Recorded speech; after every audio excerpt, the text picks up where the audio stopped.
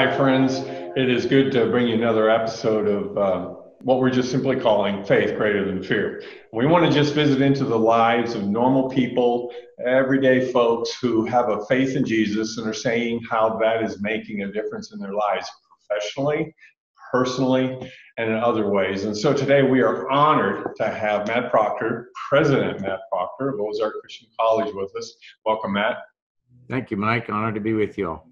Well, we're just, less than 2,000 feet from distance from one another, but you may be either in your office or away at home, but we're not that far away, neighbors most of the time.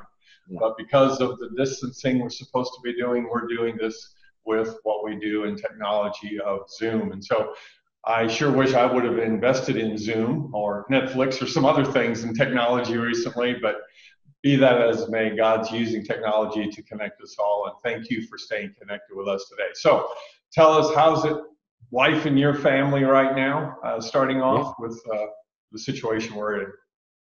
You bet.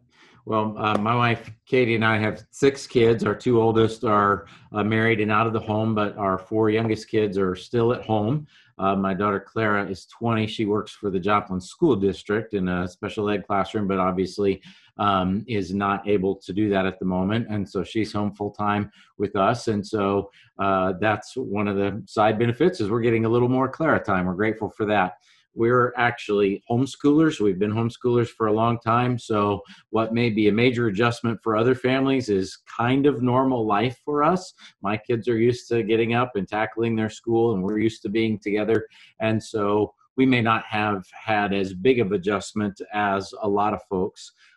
And we're enjoying our time together. We're all well and healthy. My daughter Lydia lives in Kansas City with her husband, and she actually works in a medical office as a receptionist with lots of patients coming in and out. And so, of course, we're praying for her and for her safety, especially in the Kansas City area with a lot of cases. But we're trusting the Lord. And my son Luke is in Indianapolis with his wife, and they are learning how to do church remotely at the church where he serves as a preaching associate. And it's been fun for us actually to get to tune in and hear him preach because we're watching, of course, our own church, but we're taking in 2 sermons on Sunday mornings now remotely. So that's been fun. So talking about and touching on the fact of you're in ministry, your son's in ministry, your daughter's in ministry. Everything is pivoted. Everything has gotten changed. Tell us a little bit about what happened at Ozark Christian College, and then also a little bit about what you see in the future in education in this regard. You bet. Well, we, like most universities and colleges, we're keeping an eye on this. And our 2 biggest questions were, number one, how can we keep our campus community and our larger community safe? And number 2, how can we best fulfill our educational mission? And like most schools, we took an extended spring break to evaluate the situation and kind of prepare for next steps. And then we did decide to take all of our classes online for the rest of the semester.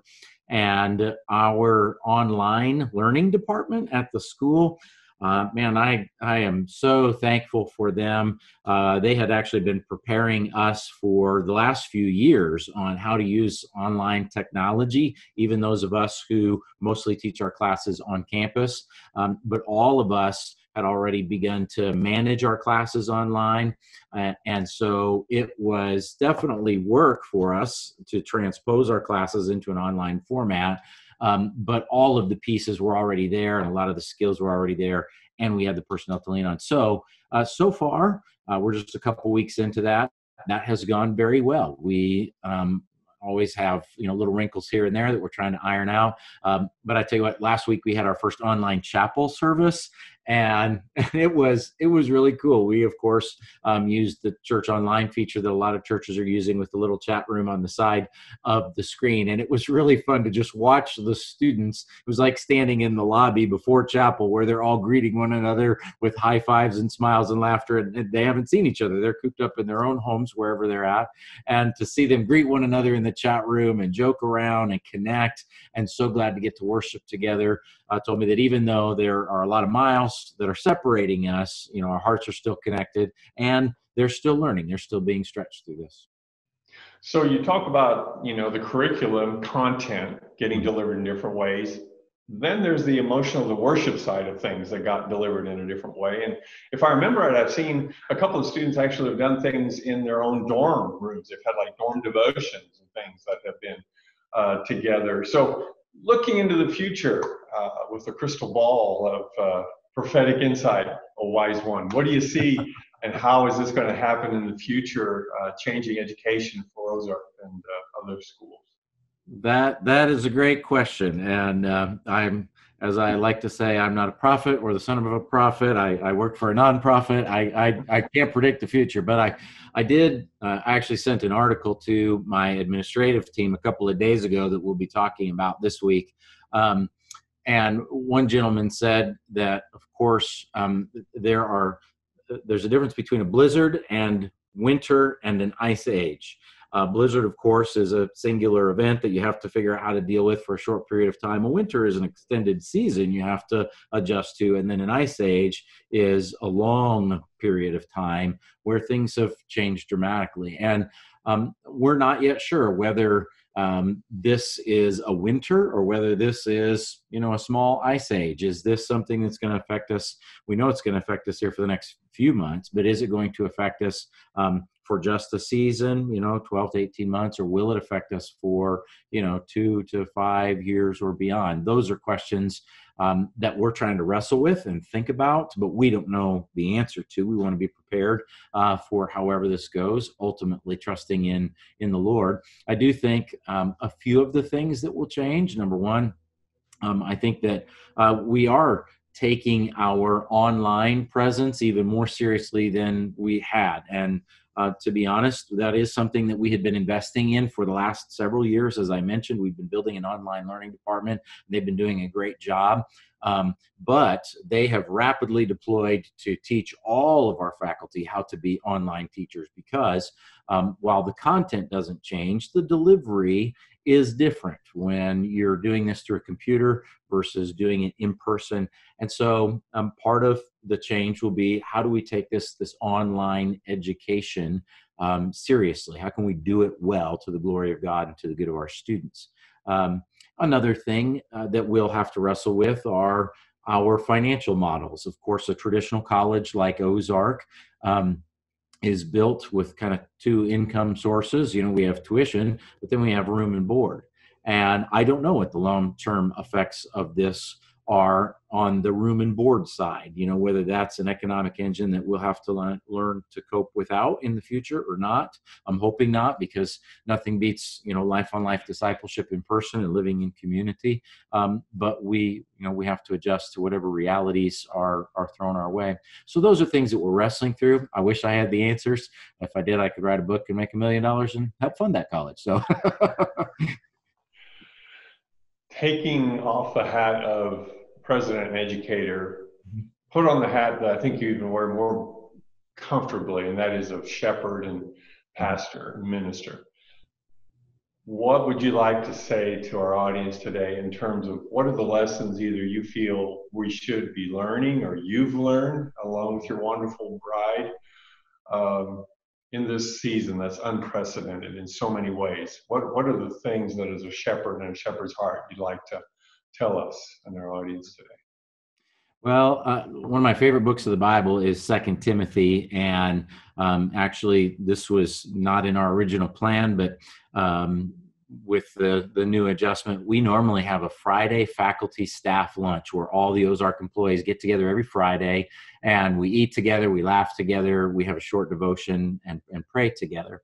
And so I actually have taken over the devotional responsibilities for the rest of the semester, and we're doing that via video. And we're just taking the last few weeks of the semester to dive into Second Timothy, because Paul is in prison, and he is not in house arrest where he's got people coming and going. He is in the Mamertine prison in Rome, and he is quarantined. He is as socially distanced as you can get. He's kind of all by himself. He's an old man, and he's shivering there in the cold. And how does he get through? That's kind of what we're looking at. And so as a shepherd, for our Ozark family, I've just kind of been reminding them of some of the things that Paul talks about and that Paul does in that letter. And those have been things that have been helpful to me. He does things, and I'm a preacher, so I always alliterate, and so I have R's. But he remembers. He remembers the gospel. He remembers God's faithfulness, and that's been helpful for me. We have lived through crises before. We have lived through the Joplin tornado of 2011, and we saw God's faithfulness through a very difficult time. My wife had her own struggle with cancer in 2013, and we saw God's faithfulness through a very difficult time. And so just remembering the God's sovereignty and his goodness in difficult times in the past has been really good. So remembering is part of that. Of course, reaching out to other people, staying connected. Paul, even though he's stuck by himself in prison, writes this letter. And he's in fact, he says, "Hey, Timothy, come visit me, come before winter," and he wants to reach out and stay connected. And his technology was quill and parchment. Our technology is this wonderful thing called Zoom. And so reaching out, although nothing wrong with quill and parchment, to be honest. I am at home. We're under the stay-at-home thing in Joplin these days. But before it went into effect, I went to the school and I got 100 little note cards and envelopes and stamps, because one of the things I want to do is I just want to stay connected to our people just by dropping them some notes, letting them know that I'm thinking about them and I'm praying for them. And so reaching out, I think, is an important part of staying healthy during this time. So remembering, reaching out, reading. One of my favorite verses, this is a weird one in the Bible, is in 2 Timothy chapter 4, verse 13, where Paul says to Timothy, "Hey, when you come," he says, "bring my scrolls, especially the parchments." And what he's saying, I think, is, hey, I think the parchments are his Bible, but I think the scrolls are his books. And he's saying, my brain's kind of bored here. I'd love to read. And so one of the things that I have enjoyed in this time, I'm still pretty busy keeping track of college stuff, but I actually have a bookshelf right behind me, and I grabbed a bunch of books off of my reading stack in the office, and I'm starting to get to read some of the books that have just been waiting for me. And so that's, I think, a good thing. That's, reaching out to other people. That's good for your soul. And remembering, that's good for your heart and for your spirit. Reaching out, those are good things, but reading is good for your mind. And this isn't the Apostle Paul, but one other thing that I'm doing is, and this is my other R, and that is I'm running. And I'm just going to use that as my word for exercise, but getting out and making sure that you're keeping your body active. Everybody's situation is different, but I can get out and run on the sidewalks and run on the street. And I find that if I'm taking care of my body and I'm taking care of my mind, I'm taking care of my soul and my spirit, then I'm able to live well with all these other people in my house. I'm able to lead well with all the folks at the college that I'm still trying to stay connected with, and all of our students. So those have been things that have helped me, that I've seen in the Apostle Paul, that maybe can be helpful to others as we're all trying to shepherd each other through this time.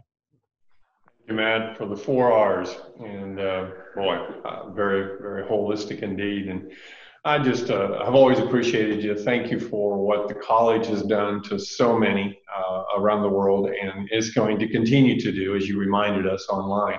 It hasn't stopped. It continues in ministry. It continues in its mission of education, and your services, of course, not just to be that cheerleader, but to also be that encourager, both near and far, and for not only faculty and admin, but for the student body at large. It's not a small task, and thank you for stepping up and stepping in to do that, Matt Proctor. So for all of us here, we want to thank you, and for all of you listening, Matt and I want to thank you for giving us a few of your valuable moments to have another opportunity to listen to his 4 R's that will be a way to increase, indeed, your faith and not let it be ruined in any way by fear. So until next time, we want to thank you to all of you, and do stay tuned. In a couple of days, we're going to have another episode that you can come on our website of this, I think, really timely series of teachings, insights into the lives of other people, called Simply Faith Greater Than Fear. Thank you, Matt Proctor. Have a great day, all of you. Thanks, Mike. Bye.